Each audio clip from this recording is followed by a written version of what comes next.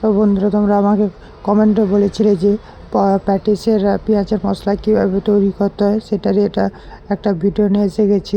চলো ভিডিওটা শুরু করা যাক। প্রথমে আমরা তেলের মধ্যে কারি পাতা দিয়ে নাড়তে থাকলাম। ওটার মধ্যে আমরা আদা রসুনের পেস্ট দিয়ে দিলাম। এরপর ওটাতে আমরা পেঁয়াজ দিয়ে দিচ্ছি। পেঁয়াজ দিয়ে আমরা আদা রসুনের সঙ্গে ভালোভাবে মিক্স করে নেব। কিছুক্ষণ নেড়ে ওটাকে মিক্স করলাম। এর মধ্যে পরিমাণ মতো নুন দিয়ে দিলাম। নুন দিয়ে ওটাকে কিছুক্ষণ নেড়ে ওটাকে মিক্স করলাম আমরা। এর মধ্যে আমরা দিয়ে দিলাম অরমোট টেস্টি পাউডার যেটাকে বলি, ওটাকে দিয়ে কিছুক্ষণ ওটাকে নেড়ে নিলাম। এর মধ্যে আমরা পরিমাণ মতো দিয়ে দিলাম হলুদ গুঁড়ো। এরপর দিয়ে আমরা দিলাম লঙ্কার গুঁড়ো। এরপরে আমরা দিয়ে দিচ্ছি জিরার গুঁড়ো। এরপরে আমরা দেব গরম মশলার গুঁড়ো। দেখতেই পাচ্ছ গরম মশলার প্যাকেট, ওটার গুঁড়ো দিয়ে দিলাম অল্প অল্প করে। দিয়ে ওটাকে খুব সুন্দরভাবে নেড়ে দেখো, খুবই অল্প সময়ের মধ্যে আমাদের প্যাটিসের পেঁয়াজের মশলা তৈরি।